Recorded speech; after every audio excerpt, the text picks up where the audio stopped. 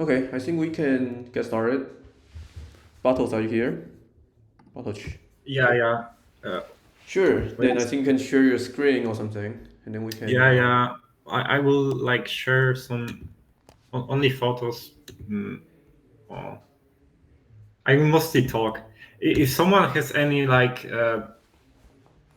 thoughts about my talk, like I didn't say enough, just say it because it's like I'm not expert at this, okay? But I tried my best. So this is.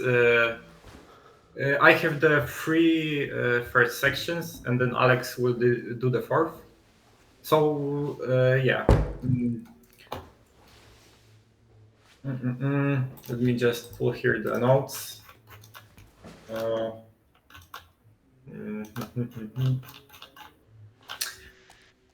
okay, so firstly, we need to in this chapter they talked about what are the agents and how they work. So this is the model of an agent.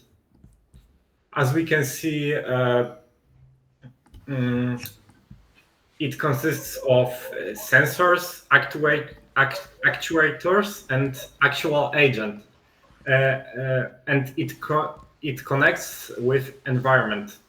So an agent is anything that can be viewed as perceiving its environment through sensors, and it acts with actuators and it affects the environment. I hope it's all understandable. So yeah, there is the step-by-step process of how the agent makes decisions. So first, mm, it uses sensor to perceive the state of environment and provide information about it to the agent. So the goal of sensor is to detect the data from the environment and try to translate it so the agent can understand it. And this is the first step. Uh, and the data that the sensor takes from the environment is called a percept. Uh, yeah. Then when we have, and there is also percept sequence that is just the history of every percept that environment had. So everything that that sensors detected to this point. And then there is an agent, and then the percept is given to the agent. And as I have read the definition, it just acts on what it received and decides what it needs to do and what actions it needs to take using actuators. Uh, yeah, I think mm, action is just the output of the agent when it decides, and the actuator is what makes this output possible to affect the environment. Okay, I took a little bit of this, but that's just how the agent works. Okay, so now wait, yeah, it's also important to differentiate between agent function and agent program. It's just agent function and agent programs are ways to describe how agent works. Uh, so an agent function is just mapping every possible sequence to some output. Uh, uh, so the left is percept and percept sequences, and on the right we have the mapped outputs. And yeah, it just shows what the agent should do with percept sequence. What actions should it take? I think it's quite easy. Uh, the function, the agent function, it just shows what agent needs to do in the moment. And there is the agent program. So it's just the implementation of an agent function. So it is the software code that runs and makes the agent work. So that's all with the functional program. Okay, now we can go into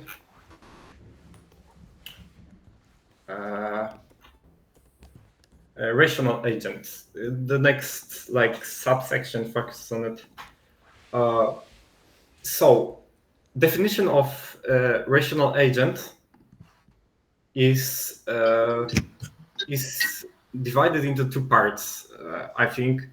So the first part is an rational agent is the one that acts so as to achieve the best outcome, or when there is uncertainty, the best expected outcome. Yeah, so rational agent is just the agent that does things to achieve the best outcome. But there is the question: what in the book? What even is the best outcome? So the best outcome is just the sequence of environment states that maximizes the agent's performance measure. Okay, it sounds scary, but firstly, I should have explained. So environment state is just everything that's relevant in environment in this moment to the AI, to the agent. So it's just everything that can affect the AI decision in this moment. And the performance measure is is a way to tell how well an agent is doing its job. So it's just telling AI how well it did its job.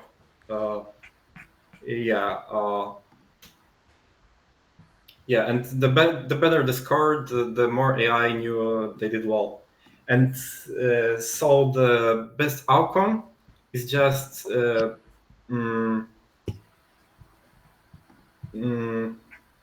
deciding is the is just the wait a second. It's just sequence of environment states which give the best score to the AI. So the AI takes the best decision, it receives the great score. Yeah, and the problem with this is how to make actually good score design so AI performs well. It's quite hard to decide how to reward AI, and yeah. Hey, Then Patrice, yeah. can you try to give like some examples on what you're like implementing for like the fact of the AI agents, like how they affect their environment? Like you are like pulling out a literal real life example of a vacuum cleaner. Can you just explain that and project what you are saying on that example? Yeah, sure. I don't know if I have the graphics prepared for it. Mm, Maybe I can use this one. So sorry, I haven't prepared the graphic. No, it's okay. But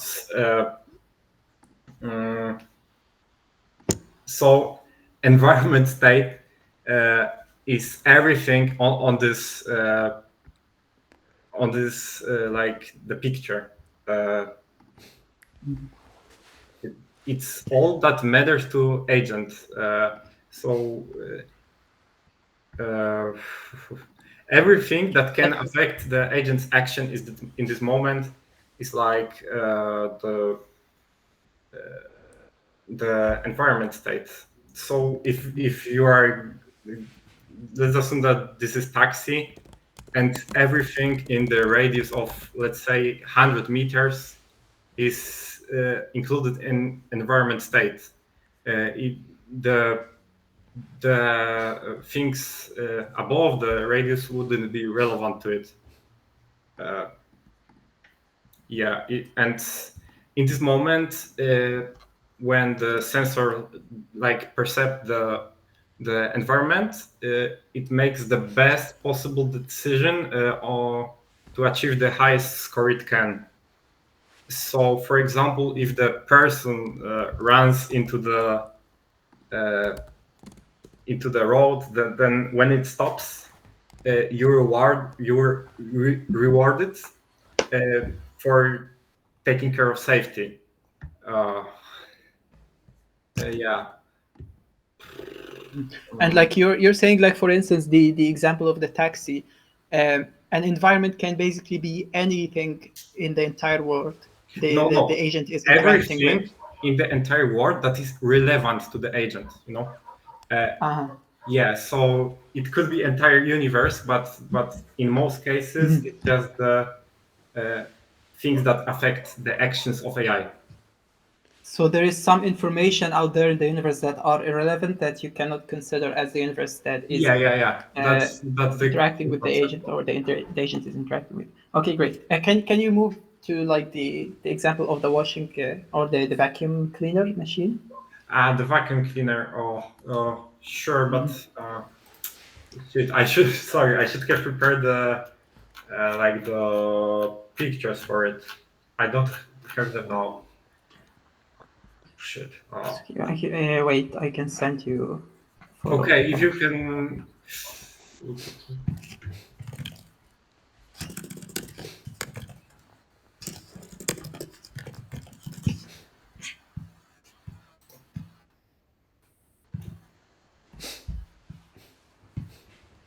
If you have the book ready for you, like, and you can open the book. It's like literally page 57. Wait, I don't know if I have the book. But I'm gonna send it to you in the chat. I have this on the other PC. Oh, isn't like Yeah, I would need to. I can't send media in the chat. Wait, I can log in from my second PC. Chat doesn't accept media. I can't send the photo in the chat. I will figure it out.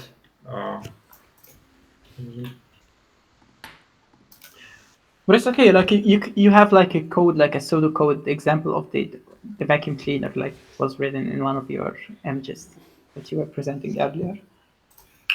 Wait a second. Okay, now I have joined. Oh shit! Yeah, you need to mute one of your devices. Yeah. Otherwise, you could loop. Oh, is it not? Is it okay now? Yeah, it's good. Okay, so I will now share the screen of my second computer. Yeah, do you see it? The book? Yeah, see it. So Yes. Okay, it was here with the vacuum. Not really, it was up. Okay. Okay. So this is the. There's not much pictures, but okay. So the environment state is just this whole thing. This is the only things that matters to the AI. So if there is so that vacuum machine right there, like this is an AI agent, or this is an agent in general, right? Yeah. So what is the purpose, or what is the goal of that agent? What it has to do in order to achieve, or like to complete its task? So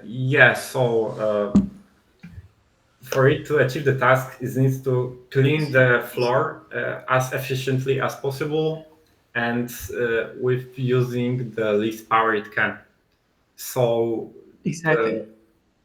So it has a sensor that detects if there is a dirt in every square, like it has literally 2 squares to clean, and that this is its entire environment that it's interacting with. And like those 2 squares, like the task of that machine is to keep those 2 squares as clean at every moment possible, right? Yes, the best just when AI make decision, the agent makes decision, it takes the whole environment state. And the best outcome in this moment would be, for example, to clean the dirt. And then it receives the most award it can. It's actually hard. I think it's the biggest problem of this to make a good performance measure. So AI knows what to do and to benefit the most. It's the So biggest. measuring performance is tricky and can be kind of tricky. That's the whole thing about this. Everything else is quite easy, but if you figure out how to do the good performance measure, then you don't really need to worry about the environment, like Yeah, and I can tell you an example, for instance, to understand that better. Like, for instance, let's say like we want to clean that environment that we have, like those two boxes, right? So we can reward the machine on how many dirts it have cleaned. For instance, like if it had cleaned like 25 dirts, 30 dirts, now it gets more and more rewards based on the amount of dirt it has cleaned over time. So actually, what the machine has to do basically is has to clean environment A or box A and then move to B, then clean B. And when dirt reappears in A, it has to go back to A and then clean A. And if we like kept rewarding the machine on the amount of dirt it had cleaned, it like seemingly it sounds like it's a good like trade-off and it's gonna work just fine. But like a machine could cheat in some way to just like maximize its reward and just drop dirt on the floor and then clean it back again. And that would be an issue. Example. Yeah. So like the reward-based system that you have made by like the giving an incentive to machine on how much dirt it have or how many times it have cleaned dirt, it would be like quite tricky because like the machine could cheat on that to get more rewards by like dropping dirt and then cleaning it again.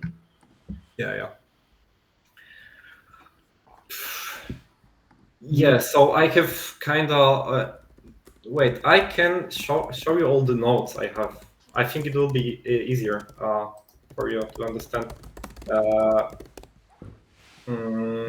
will just do this, okay? And I have the notes here. Oh, do you see? The notes? It's quite clear. Yeah, okay. So we are now talking about this section. Oh, here. So we're right in the performance measure, right? Yeah. Oh, sorry, I have a little I have went a little off the wrist. So does anyone want to add anything about the performance measure? I think it's really interesting. So if anyone wants to talk about it, then be sure to talk about it. No. So like we can give another example. Like if like we gave the machine like an incentive based on how many dirts it have cleaned, and like seemingly that doesn't work because like it's not 100% foolproof, and the machine can like fool us in some way, and like by dropping dirt on the floor and then cleaning it again, and like by that it is maximizing its performance theoretically. So like what can we do in order to give the machine like a better framework to work with like an incentive based on like an idea that would be foolproof, that the machine could work and maximize the performance of that like framework, at the same time it is giving us the actual performance that we really want in the real life. One of which examples could be we can give the machine an incentive based on how how many time have passed and the floor is clean. So basically you are measuring the amount of time by which the floor have been cleaned in. So for instance, let's say the machine have cleaned the floor and then the floor is left clean for 1 hour. That would be better than a machine that cleared the floor and the floor just was just like cleaned for like 30 minutes or 40 minutes, something like that. So the time frame at which the floor have been cleaned, that will be an incentive will be given to the machine based on that. Yeah, so that but would be an example. but you mean the time that the machine last have cleaned the one of the parts of the thing of the floor, but The time that the yeah. floor have been cleaned for like or have been stayed cleaned for that period of time. Like that period of time would be proportional to the incentive that would be sent to the machine. So Okay, like time based. so it would be something like okay, I get it. So it would be something inside the percept sequence, like one of the variables.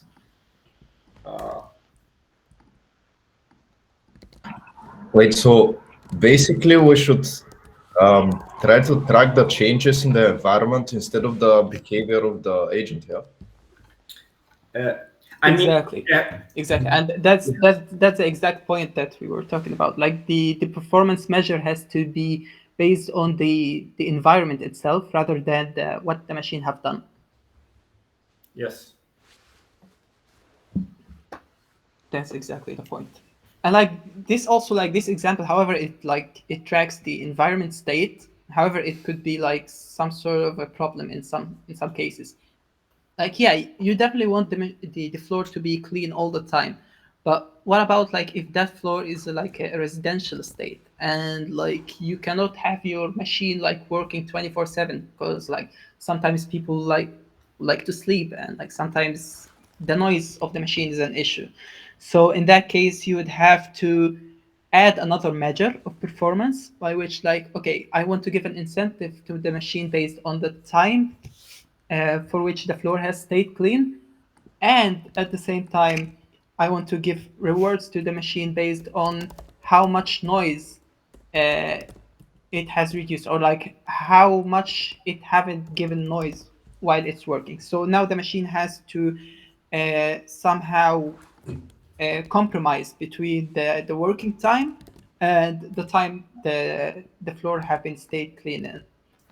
So the more you add performance measure, the more complex the problem is, and the Yeah, more and, actually you find that it is tricky to achieve what you really want by like yeah. formalizing The the problem performance is measure. they can conflict. So to achieve one performance measure, AI may slack off on another, and it's Exactly. yeah. Um, okay, so now let's talk about. Does everyone else have to say something about this?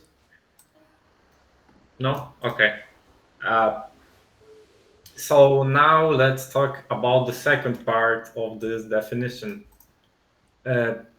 So here are just the four things that AI that the rational that makes a rational decision. So the decision that rational agent should make. Yeah, and here I have what what those four things must satisfy for rational agent to be for agent to be rational. How it should make decisions from those four things to actually be rational. Uh, yeah. So the performance measure that defines the criterion of success. Uh, so it's just that the rational agent must want to achieve the best possible performance measure. It's just this. If the decision that the rational agent takes is the one that gives them maximum points, then it satisfies this rule. Then we have the agent's prior knowledge of the environment. So in this part, we just need to provide the agent with accurate data and enough data for it to function. So if we do it, then this thing is also satisfied. Then the actions the agent can perform, we need to provide AI agent with actions that can help it achieve the goal. The actions need to be thought out. For example, with the vacuum, the action to move right makes sense, but if we make it some action like I don't know, jump or something, then it won't make sense and it won't help for it to achieve the goal. And the agent's per subsequent to that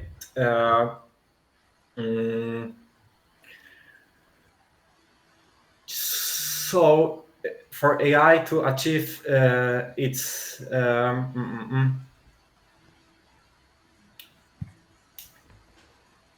so it's the other part of the coin from the prior knowledge.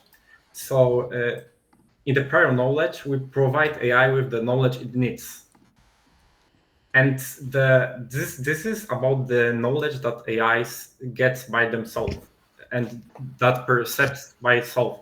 So AI rational agent needs to do actions based on what it perceived, and if it does, then it is rational. So those were the four things that needs to be satisfied for agent to be rational.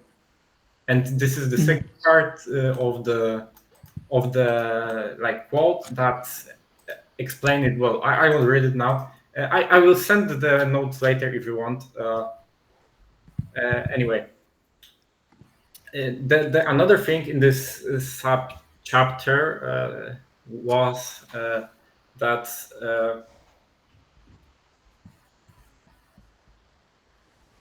AI, that in the most cases, AI doesn't know how environment will react, and it can't predict every action that will happen. So it's important for AI to learn and adapt to the changing environment. Does anyone want to say anything? I just want to like clarify like a little bit on the previous point of like the four bullet points of the rationality. So this is basically like an AI agent could be considered as rational if it maximizes its performance based on like four factors, and those four factors that you have listed before: the performance measure and like how it performs, how it measures it performs, how many successful attempts it has created, then the prior knowledge of the environment, then like the actions it can perform, what it can do exactly, and number four is like its perception or the sequence it perceives, like everything it has sensed so far during its working state. So those four bullet points or like those four factors are like what are used for the machine to be able to maximize its performance. Yes, and for agent to be rational, it needs to do those four things. If it doesn't do at least one of those things, then it's not rational. It's not going to maximize its performance, so yeah. Therefore, it's not going to be rational. Yes. Yeah. So I think that's quite interesting. The four things that it needs to do. Yeah. It's also nice to mention that if AI doesn't have much of the prior knowledge, it needs to depend on what it gets from the environment. So if we don't provide a lot of knowledge, we need to make sure it learns well and perceives well. Yeah, okay. Task environment. Oh, okay.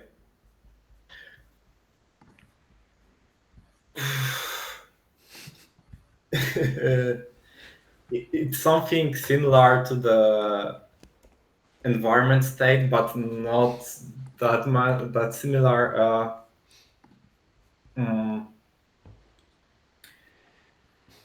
Yeah, I think I have mistaken those two terms. The task. Wait, I need to see.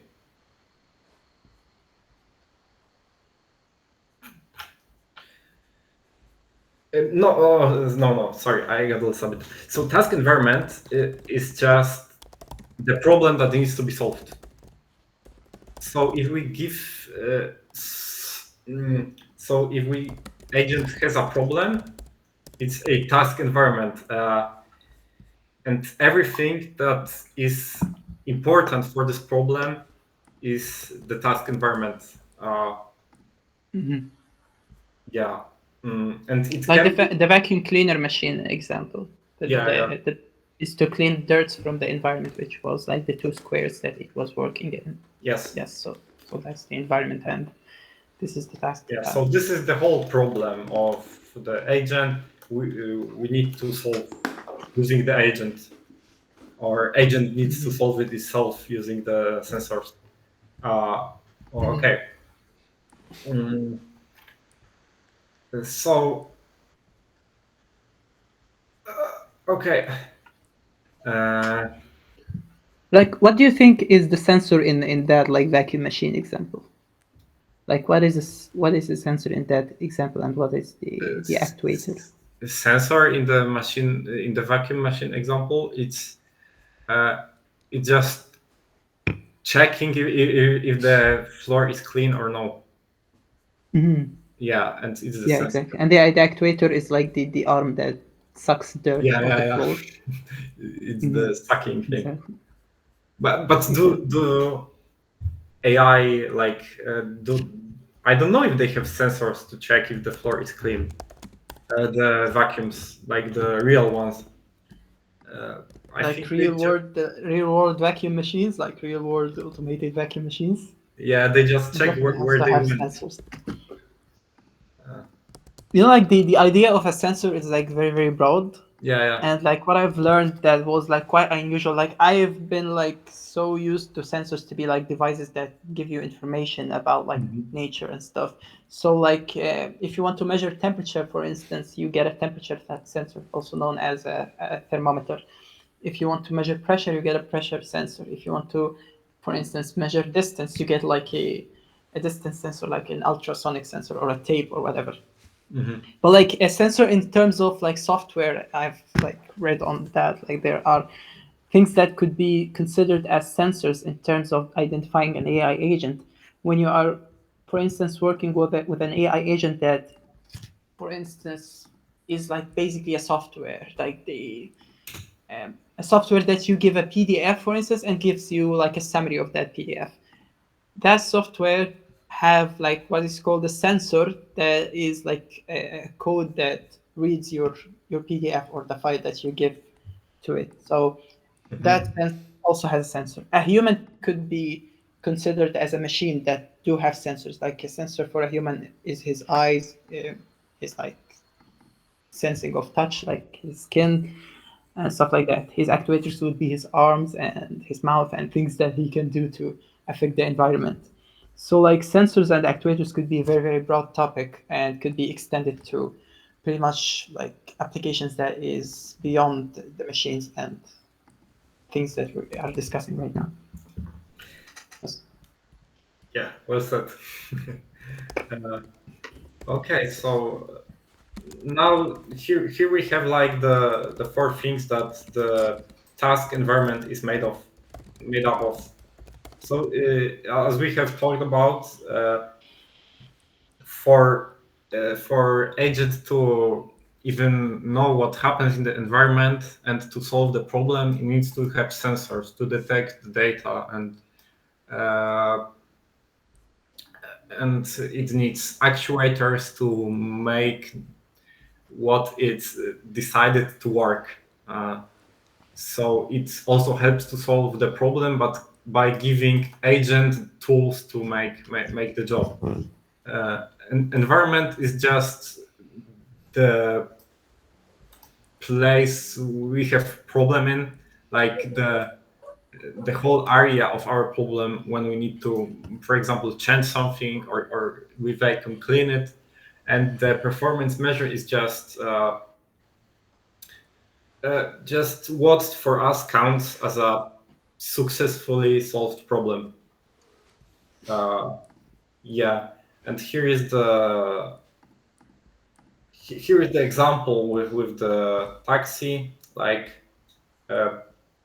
it's the whole problem of making rational agent taxi driver and how the elements work together, how they are work together to solve the problem.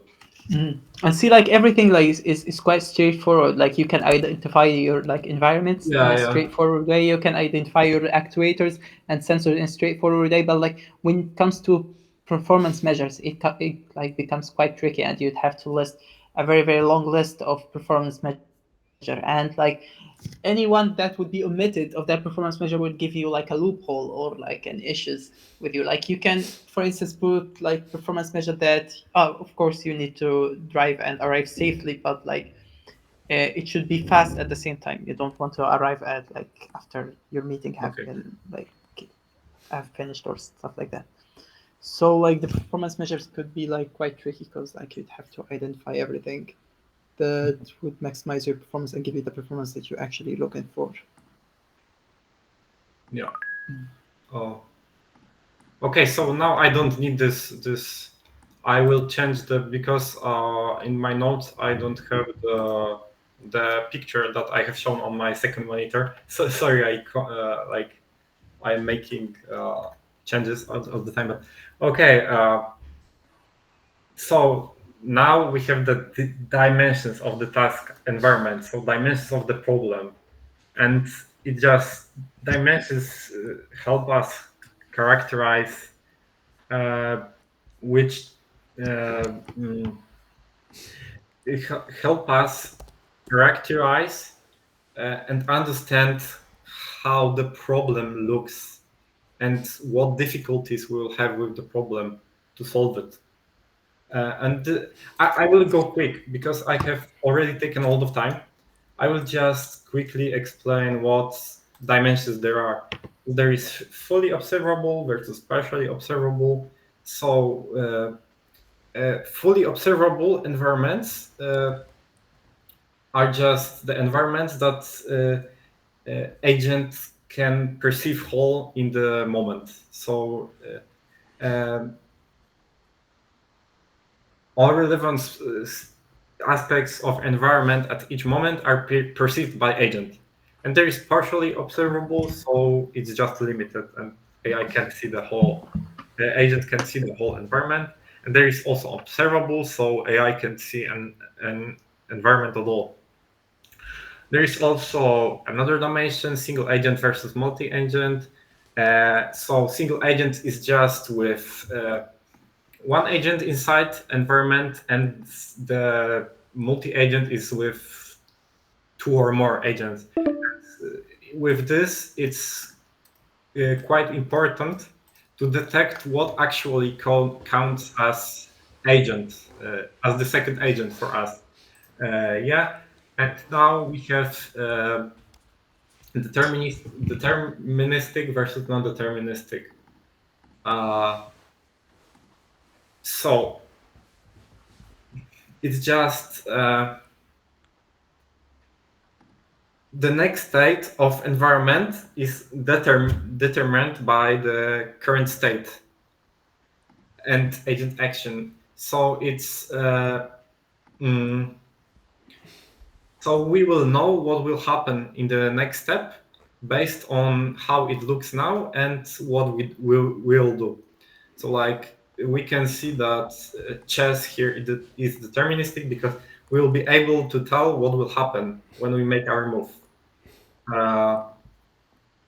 And non-deterministic is the opposite, so we won't know what will happen when we make our move. Then as episodic versus sequential,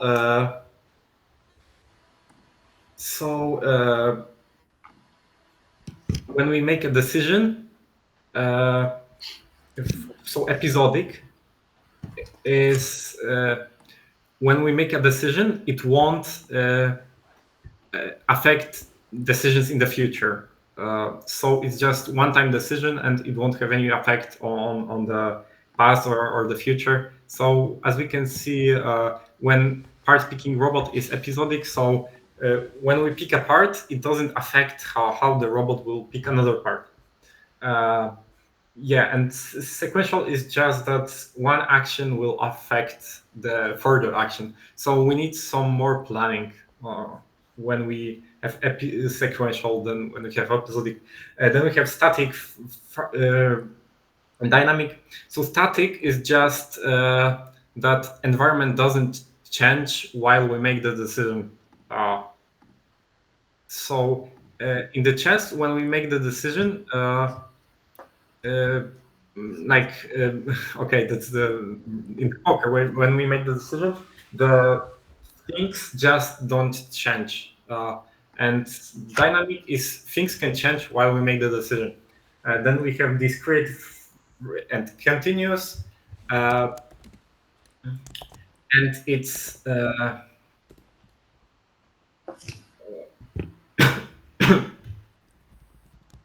it's just about the number of states. So if it's discrete, then we have a finite number of states. So in chess, we can have only as many states, and the continuous is just that there can be infinitely many things happening. So when we drive with taxi, then everything can happen. Now in discrete, we know what can happen, and it's just defined. But with this, we don't have any idea. And known versus unknown. So known is when the agent knows what the outcome will be of all the actions, but it's pretty rare for the task environment to be known already. Yeah, so it's mostly unknown. So the agent must learn how the environment works to make good decisions. Okay, I have taken a long time for my part. Sorry, Alex. Yeah, thanks so much. If you have any questions for it now, then please ask, because now we will dive into the Alex part. Okay, sure. Yeah. Okay, then let me switch to my thing. Which the call is ending soon, so I think maybe I should start another call. We can do like another meeting. Yeah, let me just create one gonna end in now 10 minutes. first to avoid that me being interrupted. Okay, I sent link in the chat. Can everyone join it?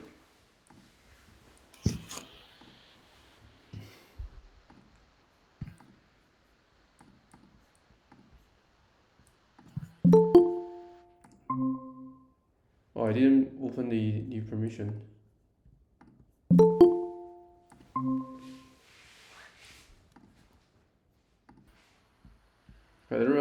Have everyone joined yet? Battles? I don't think Bartosz has. Okay, I'll just message him. Bartosz.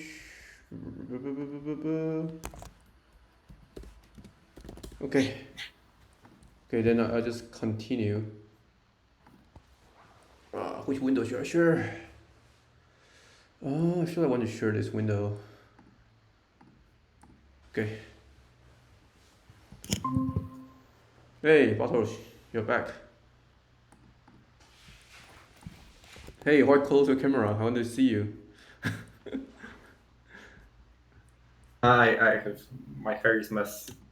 No, your hair looks awesome. Okay, so we'll get to the next part, which is the 2.4. it talks about all the I don't know how to explain it, but it says structure of agents, but it's more or less like a theory or framework of how do you think of agents. This is definitely not the only way to like create a system, but I think it kind of finally captures what had existed in the past and what are some strategies that we adopted in the past. Um, so I'm not really gonna read all those words one by one, but I would explain like each of the, you can even call it patterns that have existed in the past. So one of the concept that they kind of thinks here is that the agent is just like the architecture, kind of the layout plus what the program that's being written. And then in this chapter, they also use some procedural code to kind of present what the A agent might functions internally, which is definitely not a lot complete. And let me just grab this card here. Okay, first and foremost, the first agent that we're gonna describe is called a reflex agent. Reflex might sound a bit abstract, but it is merely just an agent that kind of functions like an animal or a machine, that it only collects sensory data periodically, and every time a sensory data would come in, like analog data, saying that, hey, this floor has a 60% dirtiness, and then the agent by itself would just decide what to do based on simple rules. You have absolutely no memory at all, and you also cannot really adapt to different environments. Let's say you cannot really suddenly handle that, oh no, this environment suddenly had a different kind of parameter. You cannot really adapt to it, and then you cannot itself can also handle like new strategies to clean floor or something. So this, I think this is being described as just the most simple form. Most likely the agents that you build in the future probably wouldn't really do this. It might still helpful if you actually, I don't know, like build a floor cleaning robot, or maybe in your system you need some very stupid agents to do the simplistic task. Then you can try to do this. Um, the, as a side note, it does say that sync like how do I call it? This kind of reflexive agent can be somewhat improved by randomization in some cases, to make this seemingly very dumb algorithm act a bit smarter, but it's still not smart anyway. Okay, let's go to the next type of agent, which is called model-based reflexive agent. This is, although it's described as quite simple as well, but I think this is one of the more, how do I call it influential or inspiring agent design. Maybe I can just ask one question to our audience. Let me think. How does a variable states? What does my action do? Okay. Let me just ask Victor. Victor, you there? Yeah, what's up?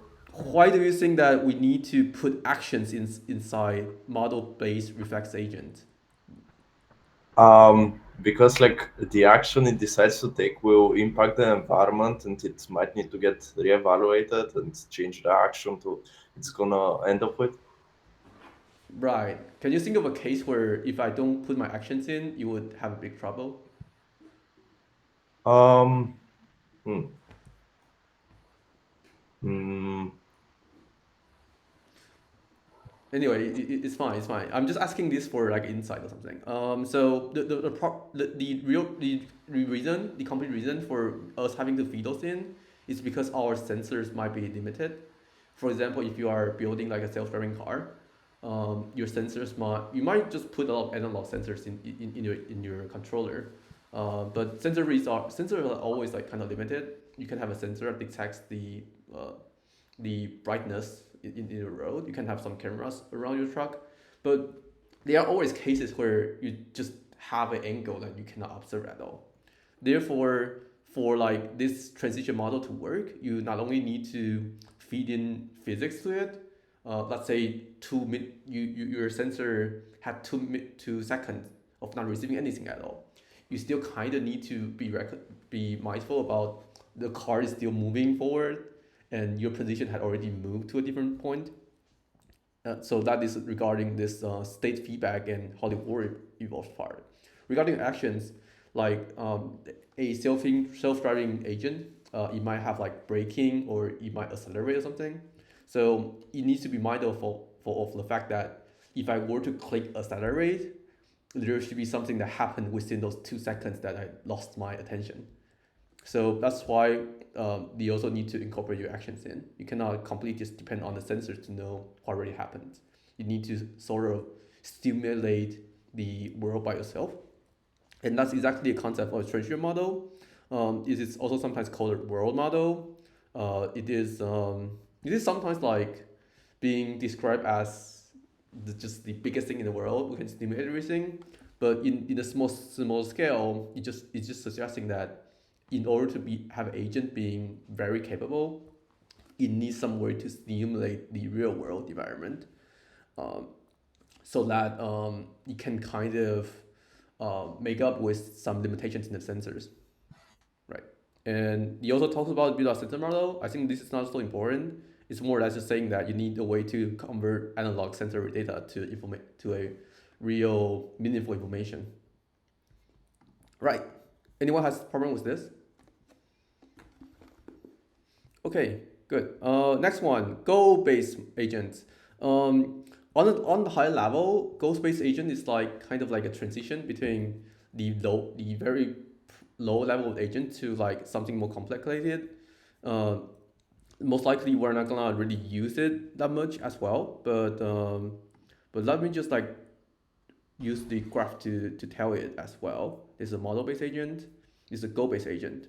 Why it kind of says it's just that if you just build like a model-based reflex agent, there's actually not too much thing you can do with it, because like if you were to design only a, like that's a self-driving car example. If you don't really have any way to change its objective from the outside, then your agent would always just be able to take you from like Munich to Berlin. You cannot like ask it to do anything else. So it's actually somewhat useless in a way. What this just says that is that in order to have the agent being more useful, you sometimes need to incorporate the ability to add customized goals to it, and the rest of it is pretty much just the same. The model would just kind of cross-evaluate whether the goal makes sense or not, and then whether the action it's attempting to make would help it approach the goal. Yeah, let me check it. Yeah. Right. Yeah, history. So yeah, model-based agents only do reflective behavior. A goal-based agent can sometimes use a bit like more complicated algorithms to stimulate very small passes. It's still not like as complicated as like the high-level agents we had, but it can just kind of try to make a few decisions on its own. You should just between like 1 to 2 passes. Yeah, and then hey, someone say something? No, okay.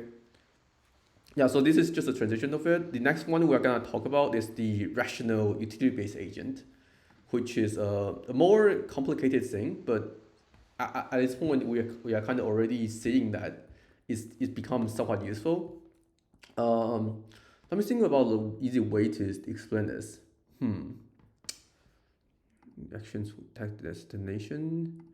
So the thing about this how's it called, rational utility-based agent, was that a lot of times in the real world you would face a problem where maybe you have a goal being defined, but the goal is something that's being defined very further away in the future, that you cannot really achieve it with just like one step, so that your AI model will actually have a trouble of knowing what exactly path to take.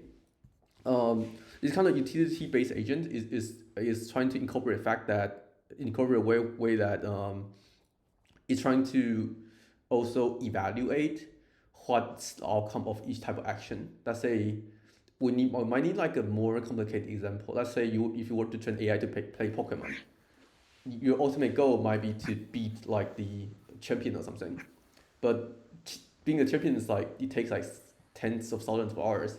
You cannot really know which of your action would lead to it yet. But if you were to incorporate this concept of a utility, you can say that okay, if I were to beat another trainer on the aisle, and I get $100, okay, then I will just add that to the reward system to make sure that my character keep progressing in something that's meaningful, so that it can eventually reach the goal. So it has to work with environments where it's a bit um, undecided which path is the best, and then when you need to choose between lots of different varieties, yeah. Yeah, so that's kind of like it. And then the other good thing about it is that you can kind of swap the utility function anytime.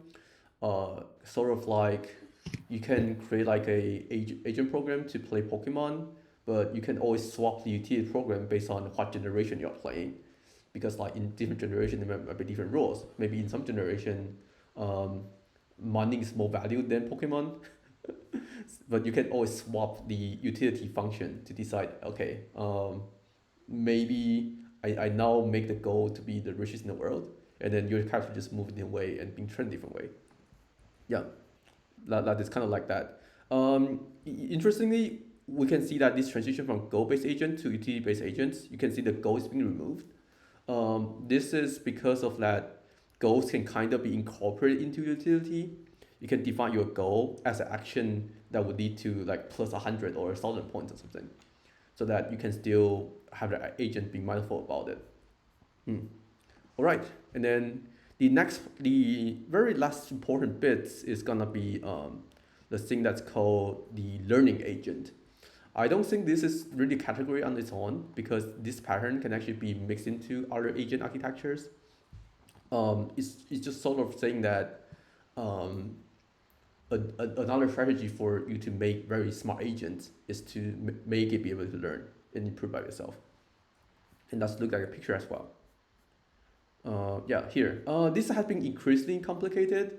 It might sound where are all the boxes in between, but it's actually like pulling level a bit up. So all the components we see here, like the transition model, the utility function, and the actuators, is actually all being put inside this so-called performance element. And then it now incorporates into a few new complicated concepts as well. But basically what it does is that we still have this performance element or act element that performs everything based on comments of the other components. And then we have this called critic system that try to offer like a very objective judge of what's the good thing about your actions.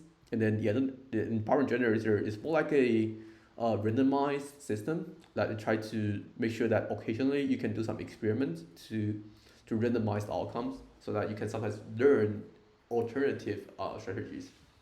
And the learning element would pretty much, in this graph, it only tells that the learning element would affect the performance element and power generator to make it progressively more efficient in the future.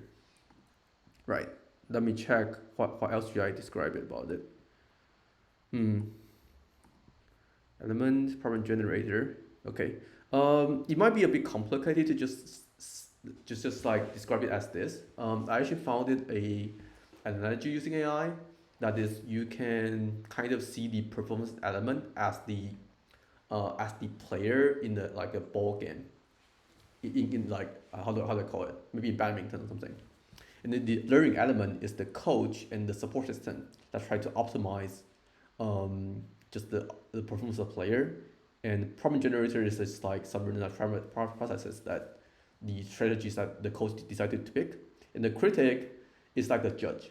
It's like just how well the player actually played in like the actual game. The question that I had in this system is that seemingly our taxi is trying to say that the learning element would only improve performance element and problem generator.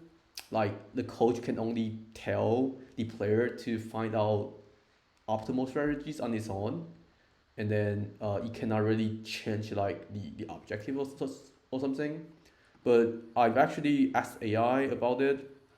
It kind of says that there's actually newer systems that sometimes try to kind of incorporate the process of being able to learn and adjust its high level objective on the way, because it's sometimes not clear whether um, sometimes the objective is just like blurry or evolves over time. So there are some like state of art systems that tries to also evaluate its own like be its own judge, and then do some quieter things that it thinks that's good.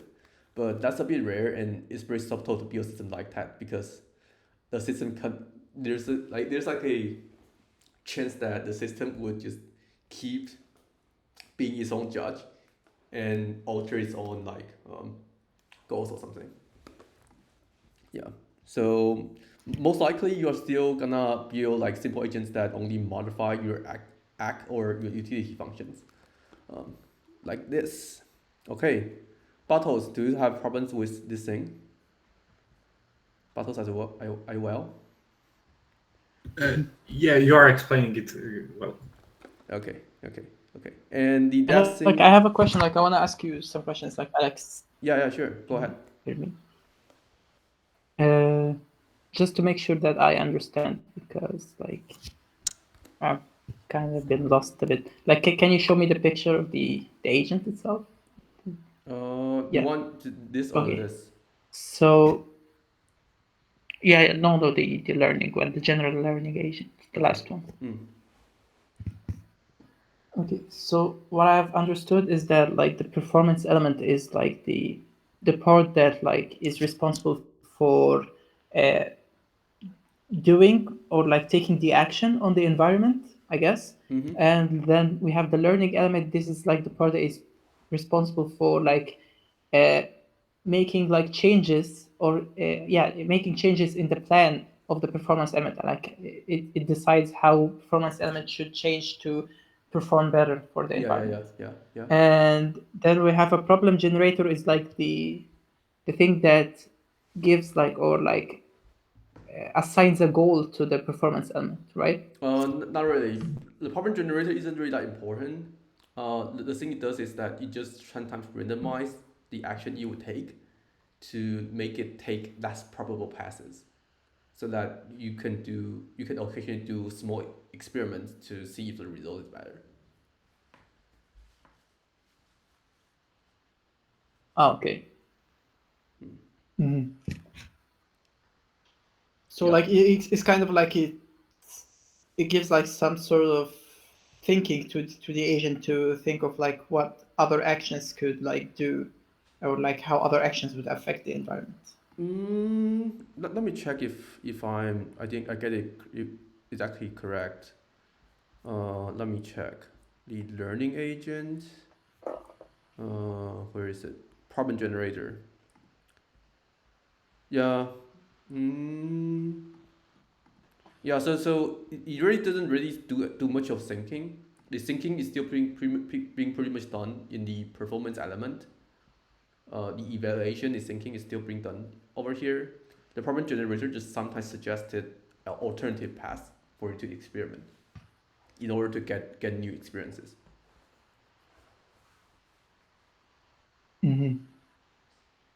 So like the performance agent is like affecting the environment at the same time it is like solving other problems that have been given to it Yeah, by yeah. the problem agent It's like the thinking to part a lot. It's like it incorporates. It's still this is still the biggest chunk of the entire program probably. Like it responds to sensory data histories, and then you decide how to act. And the other elements are just there to kind of ensure you have a evolving performance element that can be smarter over time. Wait, I want to ask. Um, in most like agents, isn't it more like after the whole thing goes on once, like with the critique and the whole learning process, then doesn't it get checked if it's like if it passes the performance standard once again and goes through the whole thing until it gets like an okay result? I don't understand the question. Um, okay, in the diagram, Mm-hmm. um, it goes like the um, the data with the changes, it never goes back to the critic. So it's gets What do you mean by it? What do you mean by data never goes back to the critic? okay. So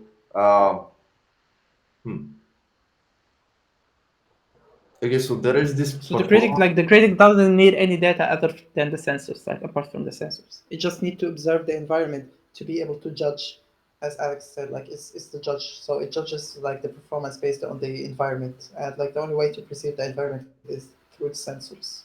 Yeah, I get that, but you observe the environment. Based on that, you get some kind of result. Then you critique it based on some kind of performance standard. Yeah. You can think of this environment as the game field you're playing, and then the field could be very complicated. Like it has random things that's dropping on the floor every time, and then the sensor is also giving just like random analog information. The critic kind of evaluates in a way where it observes everything that's being dropped on the field. But if it's like a badminton, um, if it's a badminton ball, it would evaluate that whether this player has scored it or not to give like a very fair judgment. But the sensory data here is still very Oh yeah. very analog, very chaotic. Okay, I got it. I just had some kind of wrong idea about the background. Yeah. Mm-hmm.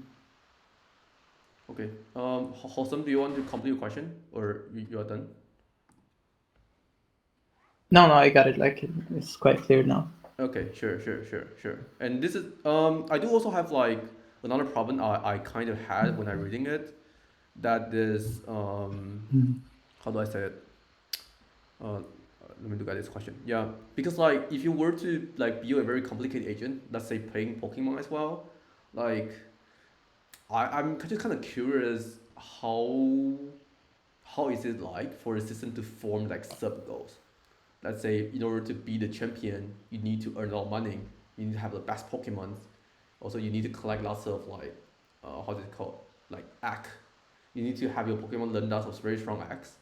Also, you might need to, I don't know, have lots of very good equipment or something. But if how in which part of this does the like those kind of sub goals being formed? I feel like in this textbook is trying to say that this sub goals is being formed within the utility function of the performance element, as we see here. In the performance element, there's a utility function. So I'm kind of guessing that these sub goals are part of the utility function that's being kind of trained throughout time or something. But there might also be a chance where the system might alternate the critic part to incorporate sub goals or something. Maybe. But that's the kind of the open question I had here.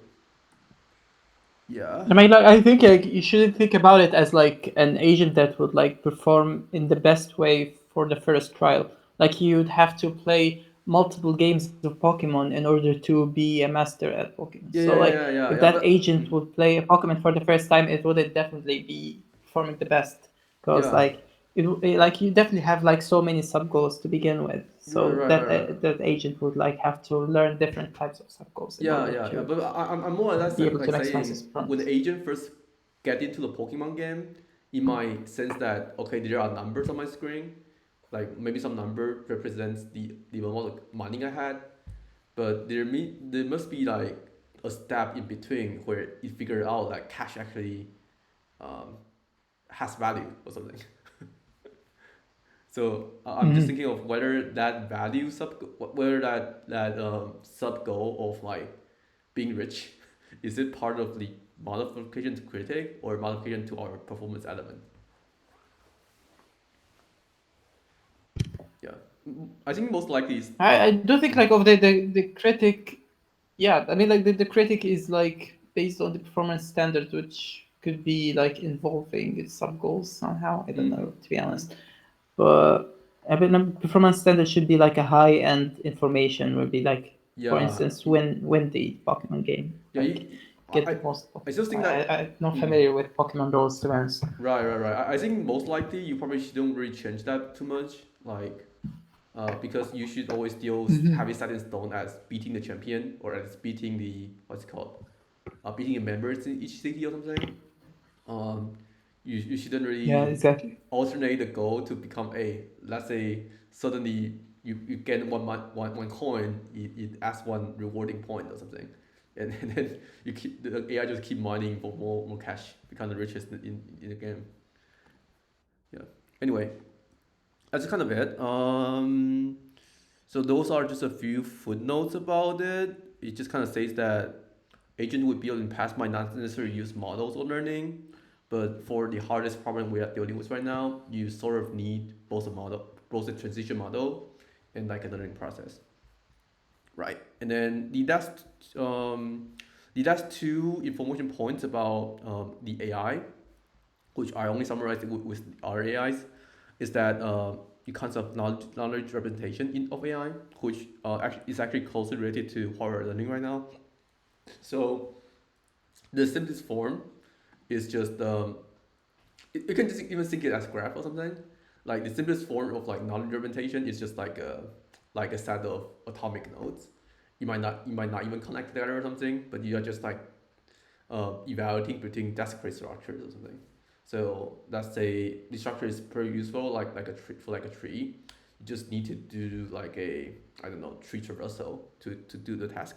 And there are also like more complicated structures like factored parameters.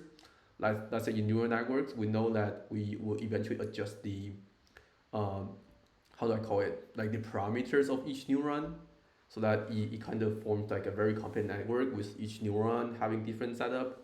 So this is called factored. This is called like what, factor representation, because it's not just like each singular one or zero element that exists in the wild. You can actually form something that has relative value, and maybe you can have a value that's the label of this. How do I explain it? Let me think. Just take Pokemon example. Like you got lots of Pokemon. Lots of Pokemon have different attributes. Some of the Pokemon is like in the is fire. Some of the Pokemon are like in the water type, and some Pokemon has like the relative health value or something. If you were to use the factored representation, you can effectively taking more complicated decisions based on, hey, this combination of different attributes might actually form like a very strong Pokemon or something, which the atomic representation cannot really be done. And regarding the structured representation, this is very related to the first order logic we're learning. It's saying that not only you have different attributes, you might also be able to define relationships between them. Let's say fire always counters water or something. Yeah. So um, the gotcha about this is that although it seems to have one being superior than other, if you were to make everything structured and factorized, it might actually be less efficient. So you just need to choose the thing that works best for you. But most likely, as a base for our machine learning applications, our representation is the factorized version. Right. Let's see. Yeah, the example that you got in here, I actually don't think this example is too good, but you can think of it as like if you were to give an AI a math problem, it might not always have the exact learning experience of learning this specific type of this project answer of this math problem. So if you were to just tell it to kind of do approximation of the answer, you might actually get very strong results. It's like a student that's guessing wrong answers. But if you were to add a bit of logic to the system, that's saying, hey, when this multiplies something, it always would have to use this law to deduct. And then the AI could now solve mathematical problems in a way, which is kind of similar to the all series models we had now. Right, and then the last concept is just the local list representation or distributed representation. It's also like a subtle concept. It's more or less just like say like in your neural network, where does the concept of like a fish or a cat actually resides? The local list representation just says that you can find a single neuron that represent the concept of a fish or a cat. Um, distributed representation just means that the concept is actually being spreaded. It's being spreaded or mixed into various neurons. You can never really locate it or something. And the thing about our current AI is that most of AI are distributed representation. That there isn't really a single neuron you can kind of observe it to contain a very dedicated information. It's always kind of spread across the entire network. All right, that's pretty much it. Anything to discuss? Bartosz? Hossam?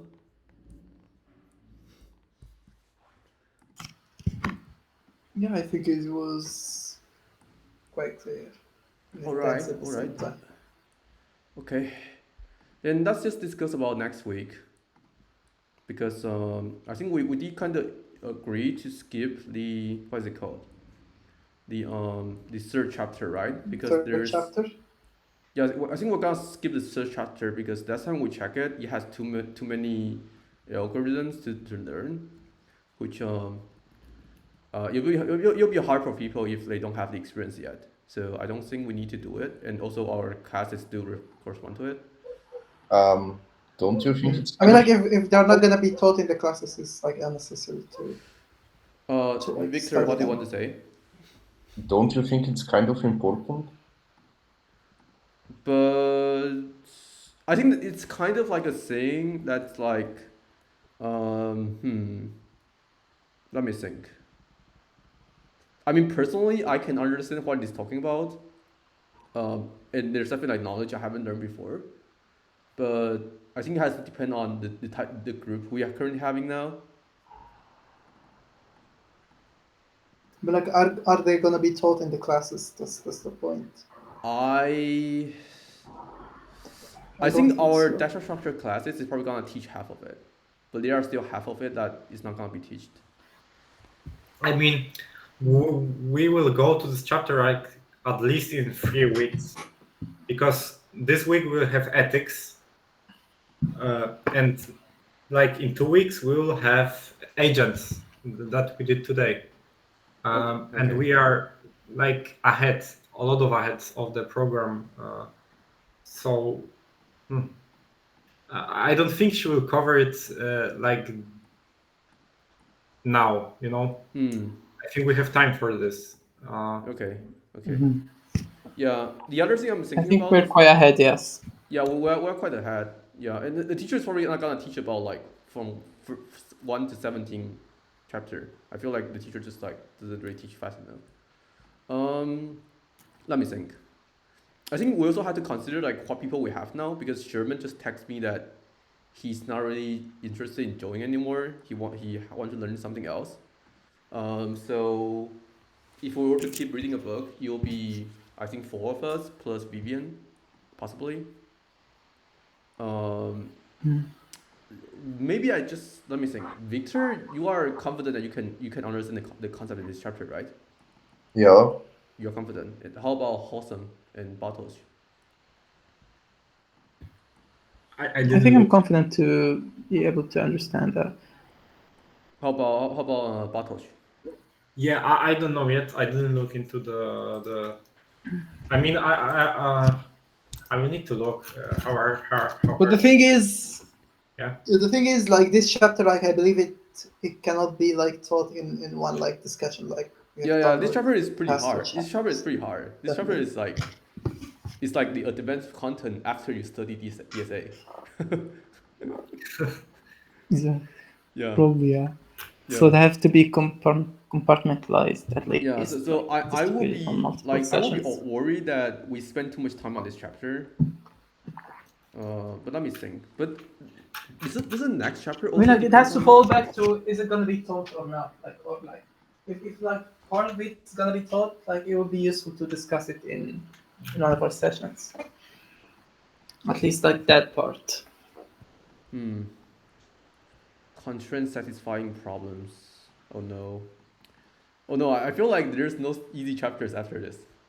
So maybe we'll like, no one will present the third one, but we'll have discussion about it. No, I think we still need someone to present it. Why? Why though? if someone has questions, they can just ask here, and others will answer or give their insight. Oh, that's what you think. Okay, I mean, but like there has to be a plot. Like you'd have to be a presentation to be able to know like the point, or like to have a common ground to ask about. Okay. aren't Yeah. the hard chapters exactly the ones we should focus on, like presenting in an explainable way? Victor, can you say again? Like, I think it's a good thing to focus on presenting and explaining the harder chapters. Oh, okay. So what you're saying is that you think the chapter that's actually hard are actually valuable to learn in your point of view. They're more valuable to present than the others because the others, if they're easier, you can just read them by yourself, you know? Oh, okay. So you think that we should actually dive deep. We should actually do the hard chapters, kind of. Yeah. Okay.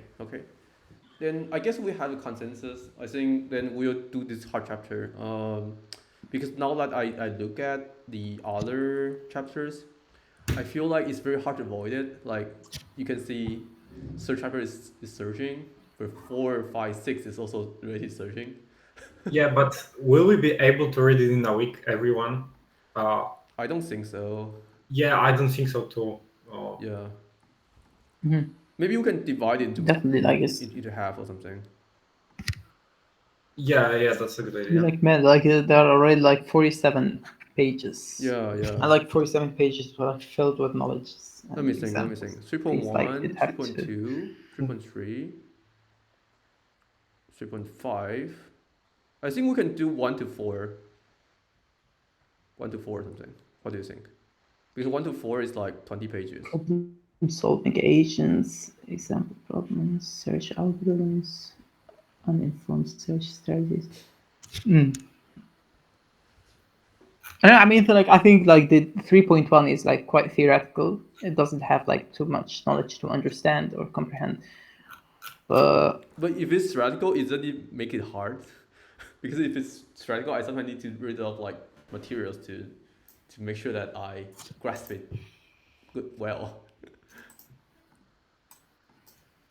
I mean, like I don't mean like theoretically in a theoretical in that sense. Like I mean like some sort of uh, some sort of like the type of knowledge that we have been like learning so far.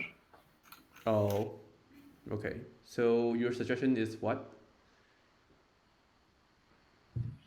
So what exactly are you suggesting?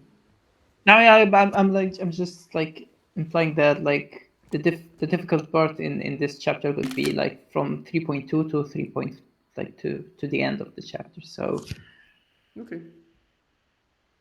I'm suggesting like yeah, like I think we can do until 3.4 Okay, then let's do 1 to 4, next 3.1 to week. 3.4, because that's kind of like half of I it. have no issue. Like I could be interested in like doing 3.3 and 3.4 next week Oh, sure. Then, if then, our then let me update the next bar. candidate is not gonna be available. Okay, because like we are lost in German at this point, so I'll have you and Victor do this do this week. CH3, Victor plus Awesome, and then Victor would be 3.1 and 3.2. 3.2, and you and Hossam would do 3.3, 3.4. All right. Is it good?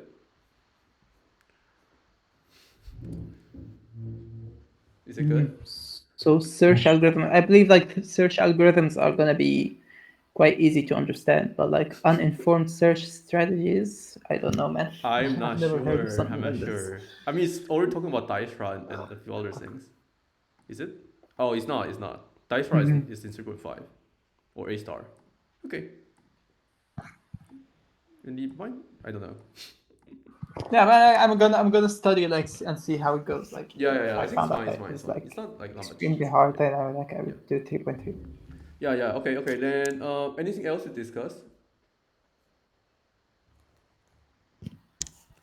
I might have some because we are losing people right now. Like I think there's only like 4 of us that's left, 4 or 5. I think 5. We probably still have Vivian.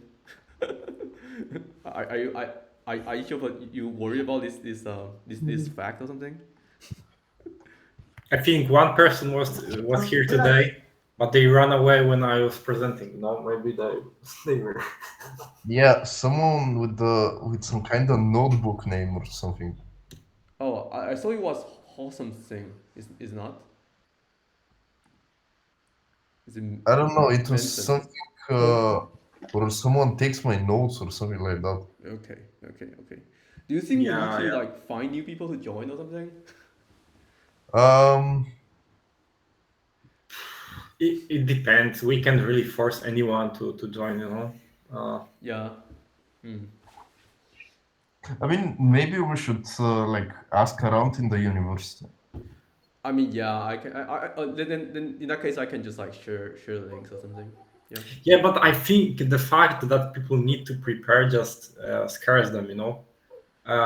In the sense that they don't want to do shit for this. Uh, like it's not that much preparation, but like it takes like 5 hours to prepare this stuff, and people Yeah. just don't have time now because it's middle of semester, and they don't It's only feel the start of the semester. It's not even the important. middle yet. What? I mean, I'm just saying that it's not even the middle yet. It's only the Yeah, start. for them it's not as important to attend this thing. They don't see it as important because they have like more to do than to gain. I feel like, Yeah. yeah. Yeah, I think it's fine. I'll still like share our recording videos somewhere to know let people know that we are doing this, and then see if anyone else is interested. But I think at least the 4 or 5 of us is kind of if it's kind of like good now because I can see that 4 of us are actually all pretty capable of reading things that's this complicated. So I'm confident with it. Yeah. I think 4 is a decent number, to be honest. Like if it was like pretty much like too many people, it would have been a mess. Hmm. Okay. The other question I had is that So 4 is a decent amount. do you want to use the server from DIP instead to just host this event instead of using Google Meet? Because I don't think I'm in I that. think it would be a great idea.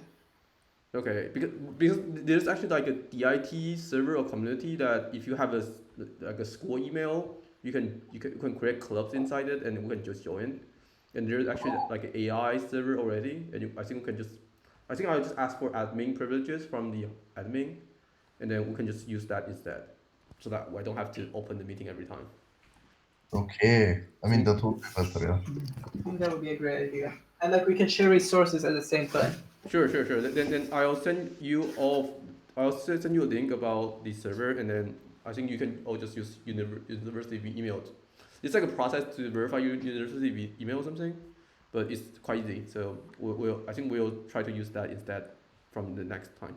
Yeah. Okay. Pretty nice. Then we'll see you next time. Awesome. Yeah. Bye bye. Bye. Thank See you you. next time, guys. See you.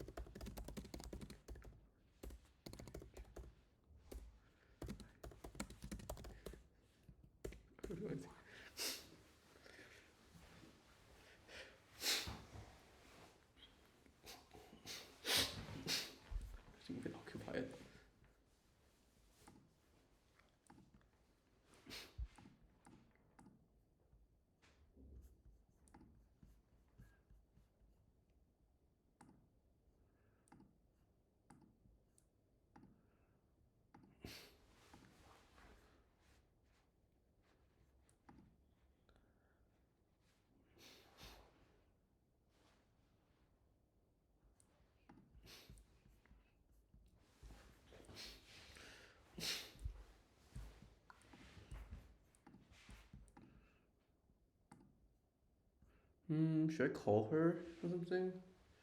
Or something. Whatever. Annoying.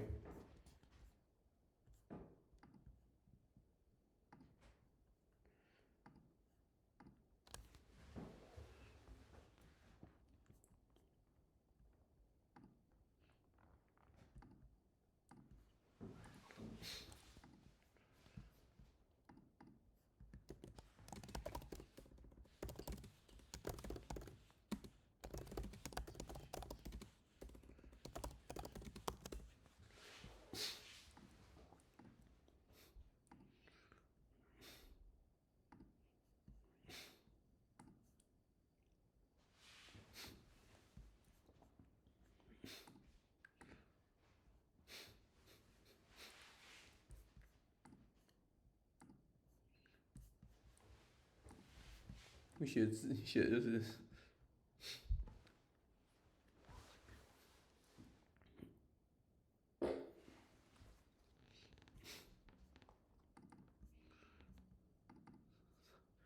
傻小，变态啊！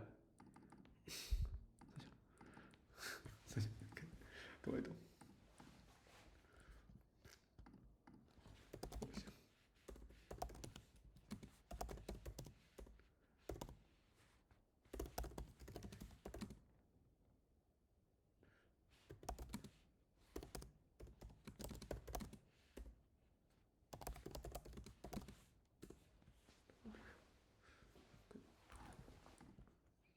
哎呀，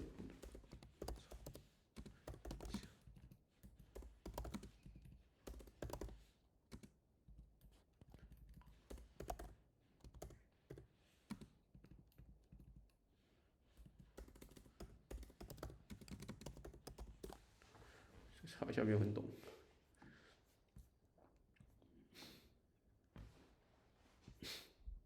这是什么意思啊？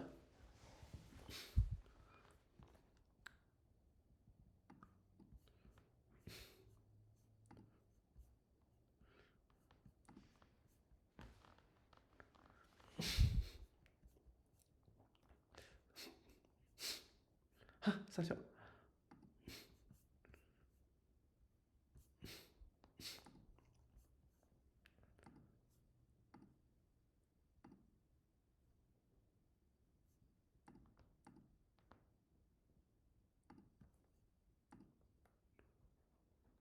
Victor.